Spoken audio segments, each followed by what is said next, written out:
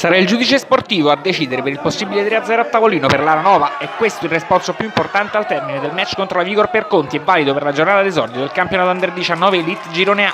Partiamo dal 45esimo del secondo tempo allora per quello che è diventato l'episodio principale, ossia a quando il direttore di gara estrae il cartellino rosso diretto a Travagli, portiere ospite, dopo aver fischiato un fallo piuttosto dubbio sul contatto fuori area tra lo stesso e Cavalieri. 2 i cambi successivi della Vigor, che ne aveva già fatti 4, esce Bianchini per Proietti, secondo portiere blaugrana, mentre al 50esimo esce Tognozzi per far posto a Parravicini, sesta sostituzione, quella in più.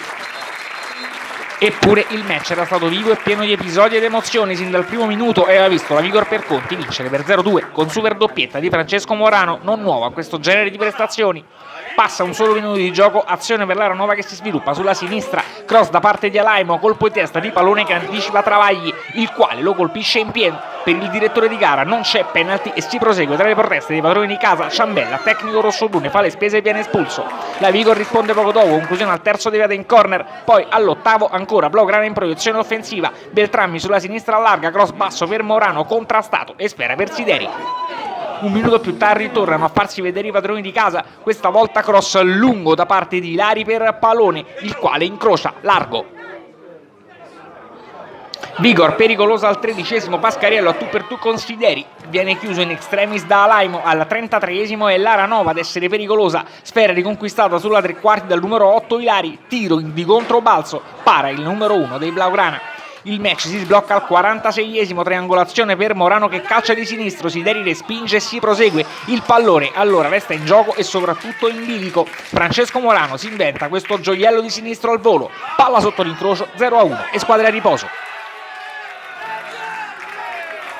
E ancora Morano ad iniziare le riprese, il numero 10 blaugrana, campione Under 17, mette largo di sinistro dopo 30 secondi.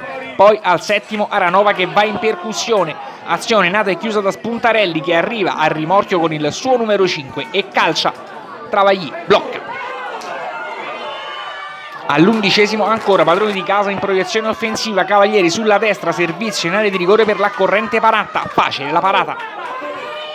Al 14esimo Vigor, vicino al raddoppio De Angelis su invito da destra, fa tutto bene e calcia a Sideri battuto, il numero 1 di casa di piede compie una gran parata.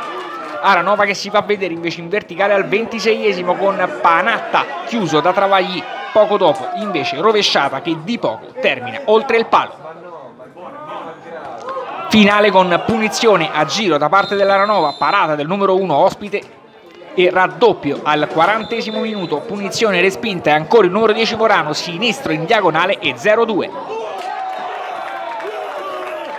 Poi si torna a quanto detto in avvio, è il 45esimo e sul passaggio arretrato Travagli si complica la vita con Cavalieri in pressione, il direttore di gara fischia un fallo che onestamente sembra non esserci ed estrae il cartellino rosso al portiere blaugrana. Il resto sono le 2 sostituzioni in rapida successione degli ospiti, la sesta non consentita e il fischio finale, con risultato sul ricorso presentato dall'Aranova che sarà deciso dal giudice sportivo.